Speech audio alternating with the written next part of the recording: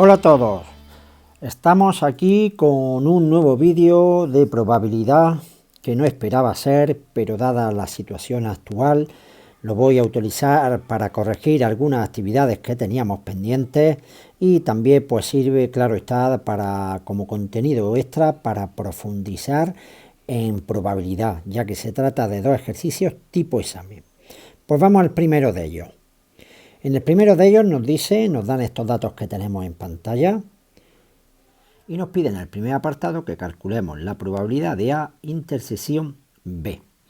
Pues bien, lo primero que nos interesa en este caso es ver si esos sucesos son dependientes o independientes para saber qué expresión aplicar.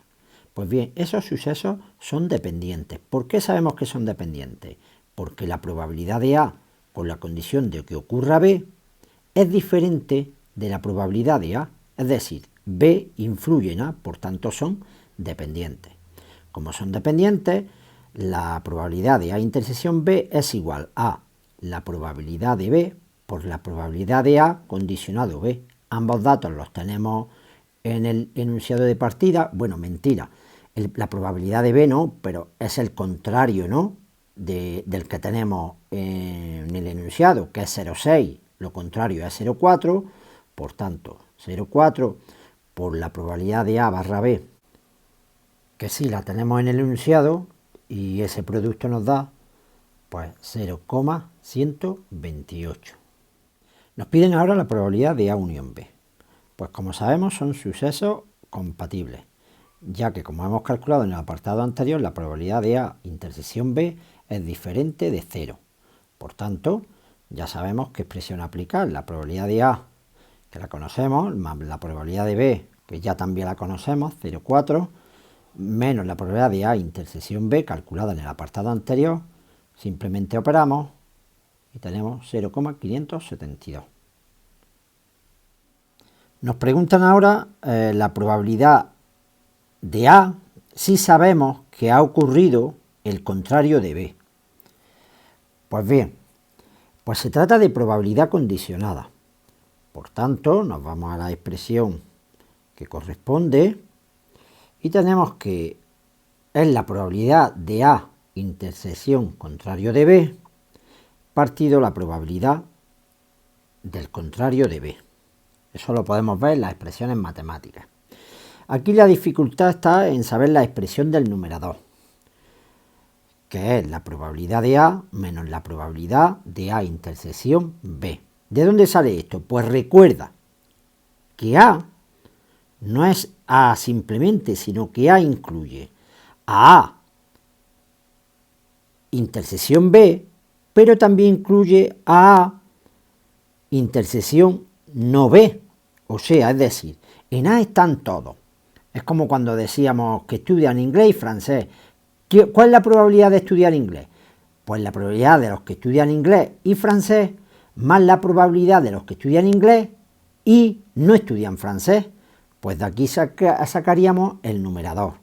El denominador ya sabemos que es la probabilidad del contrario de B, y operando ahí, porque todos esos datos ya los tenemos, nos da 0,287.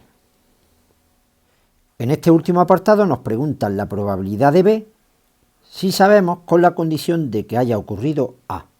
Pues como nuevamente sabemos es probabilidad condicionada y por tanto viene dada por la expresión de la probabilidad de A intersección B, que recordad es la misma que la probabilidad de B intersección A. En este caso no cambia. Partido la probabilidad de A solamente. Pues todos estos datos ya los tenemos y por tanto eso nos da 0,427. Pues con esto hemos acabado esta primera actividad. Bueno, pues pasamos a la actividad número 6, que en cualquier caso el número es lo de menos porque tenemos aquí el enunciado y además respecto a lo que aparece en las fichas he añadido una cuestión B, que es muy típica de cualquier examen. Vale, pues tenemos que, como podéis leer ahí rápidamente, que en una fábrica de bombillas hay 3 máquinas A, B y C que producen respectivamente el 50%, 30% y 20% de la producción. Pues bien, Eso que nos va a llevar a ser un diagrama de árbol con la máquina A, B y C, como podéis ver ya en pantalla. Los porcentajes de productos defectuosos por cada una de esas máquinas, o sea, de cada máquina los productos pueden ser, que estamos hablando de bombillas defectuosas, y en este caso que vamos a distinguir, aunque no nos lo diga, pues defectuosa, no defectuosa. Y son los porcentajes del 3, 4 y 5%. Nos dicen, se elige una bombilla al azar. ¿Cuál es la probabilidad de que sea defectuosa? Pues bien, en este tipo de problemas siempre la única dificultad que vamos a tener es construir el diagrama de árbol. Si construimos el diagrama de árbol y sus probabilidades, lo tenemos ya el 90% del problema hecho. En este caso, como estamos viendo, de cada máquina saldría defectuoso, no defectuoso. Si alguien utiliza otra nomenclatura, es conveniente poner una leyenda, ¿vale? Pues decir que es defectuoso, aquí pues yo no me voy a complicar mucho, por lo contrario de defectuoso, no defectuoso, y lo simbolizo así. Tenemos el diagrama sin las probabilidades, nada más que volviendo a leer, pues sabemos que la primera máquina, 50%, en el diagrama de árbol hay que ponerlo en tantos por 1, por tanto 0,50. La segunda máquina, nos lo dice el enunciado, 30%, pues 0,3. La última máquina también la dice el enunciado, pero aunque no lo dijera ya lo sabríamos, porque la suma de esas tres ramas, de arriba a abajo, tiene que dar 1. Pero sabemos que es 0,20. ¿No veis? Esa suma pues nos da 1, como ya sabemos. Ahora pasamos a la producción defectuosa o no defectuosa dentro de cada máquina. En la primera es 0,03 hasta llegar a 1, ¿verdad? Pues tenemos que sería 0,97. La suma 1. En la máquina B tenemos que un 4%, 0,04 hasta llegar a 1, 0,96. La suma nuevamente tiene que dar 1. Y así construimos también las probabilidades de la última rama. Una vez que tenemos el diagrama de árbol, muy sencillo. Nos pregunta el apartado A. ¿Cuál es la probabilidad de que sea defectuosa? Pues mirad, ¿qué caminos me llevan a obtener una bombilla defectuosa? Pues son 3 caminos, como voy a ir marcando. El primero, ¿verdad? Este de aquí, que ya sabemos que la probabilidad, ese primero, y ya sabemos que la probabilidad de cada camino, ¿qué hay que hacer con las probabilidades? Multiplicarlas, es el producto de las ramas. Pero cuando hay varios caminos implicados, las probabilidades se suman, como en este caso. Hay otro camino implicado que es el tercero. Pues le sumamos la probabilidad de 0,3 por 0,04, que es la probabilidad de ese camino.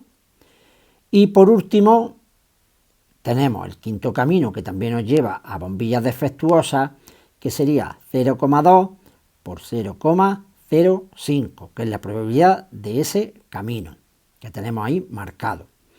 Eso nos da un total de 0,365. ¿Que nos los piden en porcentaje? Pues multiplicamos por 100. Hasta aquí el apartado A. En el apartado B, ya vemos que tenemos en el apartado B que nos preguntan si sabemos, con la condición de que nos están preguntando probabilidad condicionada. ¿Cuál es la probabilidad de que sea de la máquina B? Pues nos preguntan probabilidad de que sea de la máquina B si sabemos con la condición de que es defectuosa. Puesto ya sabemos su expresión matemática, que es la probabilidad de que sea de la máquina B y defectuosa, dividido en la probabilidad de ser defectuoso, sin ningún tipo de restricción, de condición, ser defectuosa. Por tanto, esto es igual a la probabilidad del primer camino, del tercer camino marcado en azul, ¿vale? 0,3 por 0,04, que es donde es máquina B y defectuoso, dividido la probabilidad de ser defectuoso. Esa probabilidad es la suma de 3 caminos. De hecho, es lo que hemos calculado en el apartado A. Por tanto, lo tenemos aquí y eso nos da un total de aproximadamente 0,033. Pues bien, hasta aquí la resolución de este problema, que es muy típico de examen, pero haciendo uso del diagrama de árbol, como veis, no es especialmente complicado. Pues nada, hasta una nueva sesión.